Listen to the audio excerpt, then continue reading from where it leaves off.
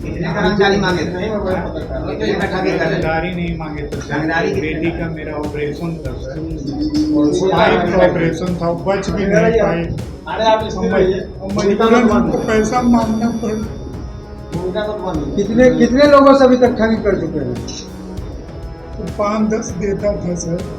कितने लोगों को अभी तक शिकार बना चुके हैं आप? कितने लोगों से ठगे हैं?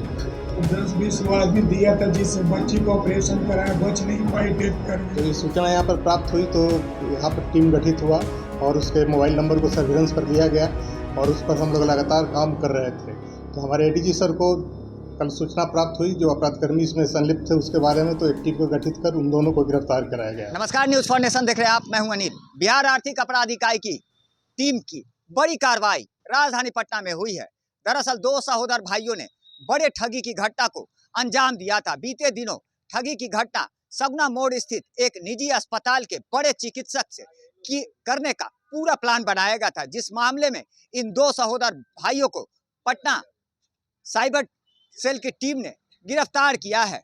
दरअसल देखा जाए तो बड़े चिकित्सक से लगभग 5 करोड़ के ठगी का ये पूरा प्लान इन्होंने बनाया था। रंजीत और राजेश इस पूरे मामले में गिरफ्तार हुए हैं, जो कि दानापुर थाना क्षेत्र के ही रहने वाले हैं। और इनकी ठगी की बात करें हम तो बीते 2 अप्रैल को इनके खिलाफ एक लिखित शिकायत आर्थिक अपराध की साइबर सेल की टीम को दी गई थी, जिसके बाद ये बड़ी कार्रवाई हुई है। इस पूरे मामले की जानकारी देते हुए cyber cell DIG Sanjay Kumar क्या कुछ कह रहे हैं, आइए सुनवाते हैं आप। 25 को आर्थिक अपराध इकाई में एक सूचना प्राप्त हुई कि सगुना मोड़ पर एक नामी हॉस्पिटल है जिसके एक प्रसिद्ध चिकित्सक हैं, उनसे कोई व्यक्ति कारू राम अपने आप को आईएएस ऑफिसर बता करके, एक्साइज ऑफिसर बता करके, और उसमें ईडी का पदाधिकारी से ये कहकर रंगदारी की मांग कर रहा था।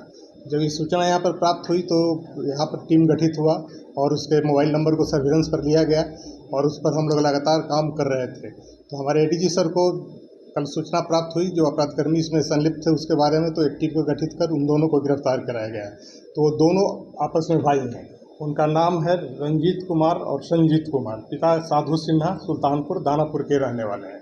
तो इनके पास से 3 मोबाइल बरामद हुआ है, 2 कीपैड मोबाइल है, एक स्मार्ट मोबाइल है। तो उसका मोबाइल का जब हम लोग एनालिसिस किए हैं, उसके जो डाटा थे उससे काफ़ी एविडेंस प्राप्त हुए हैं।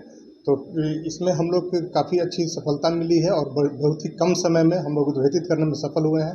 और उनसे जो प्रारंभिक तौर पर भी जो पूछताछ हुई है उसमें कई साक्ष्य हम लोग को मिले हैं कि मैं कई लोगों से पहले भी व्यवसायियों से और पदाधिकारियों से पैसे की मांग किया है, लेकिन अभी पूरी तरीके से वो स्पष्ट नहीं कर पाया है पूछने पर। अभी उनसे और पूछताछ की जा रही है कि किन किन लोगों से पैसे की मांग उसने की है, किन लोगों से पैसा लिया है।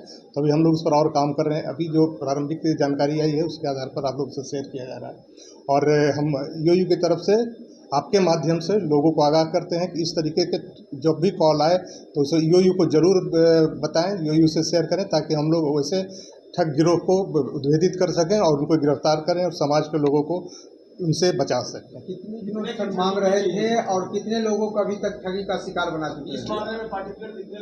इसमें सिर्फ एक चिकित्सक से मांग का हम लोग को सूचना प्राप्त हुआ था और अभी सिक्योरिटी कारणों से उनका नाम हम आपको नहीं उजागर कर रहे हैं। ठगी अभी नहीं की गई, अभी तो वो प्रयास ही कर रहा था कि इसमें पकड़ा गया है। कितने का डिमांड हुआ था? वो करोड़ों में था अभी। हाँ,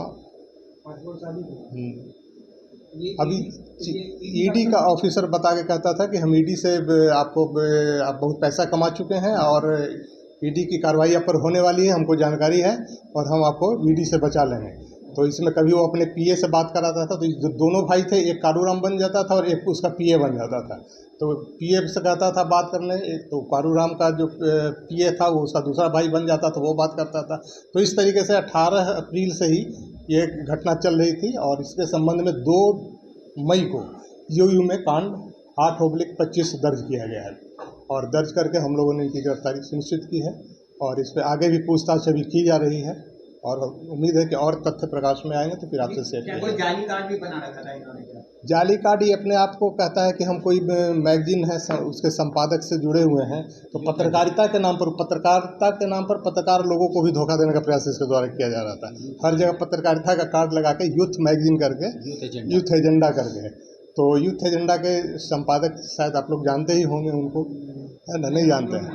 अच्छा, तो मैंने अपने आप को बता रहा था कि हम यूथ एजेंडा मैगजीन के पत्रकार हैं और उसका कार्ड इस्तेमाल करके कहीं भी वीआईपी जगहों पर चले जाना, लोगों से कांटेक्ट कर लेना, इस तरह का इसका पेशा रहा है। सर, इनका ये पहला क्राइम था या इससे पहले भी कर चुके इस हैं? तरीके का ठगी का जाहिर कोई सी बात है, देखा जाए तो साइबर सेल की टीम ने राजधानी पटना में 2 सहोदर भाइयों को गिरफ्तार कर एक बड़ी उपलब्धि हासिल की है, जिसमें लगभग पूछताछ में बताया है कि 10 घटनाओं को इन्होंने अंजाम दिया है और वहीं डॉक्टर से लगभग 5 करोड़ के ठगी का पूरा प्लान बनाया था, जिसमें अपने आप को कहीं ना कहीं ये प्रवर्तन निदेशालय का अधिकारी बताते थे और वहीं अपने भाई से उसका पीए बनकर बात करवाकर चिकित्सक से 5 करोड़ की रंगदारी मांग रहे थे। वहीं ठगी का ये पूरा प्लान इन्होंने एक सुनियोजित ढंग से तैयार किया था, जिस मामले में अब इन दोनों सहोदर भाइयों को गिरफ्तार कर लिया गया है। आगे की कार्रवाई जारी है। वहीं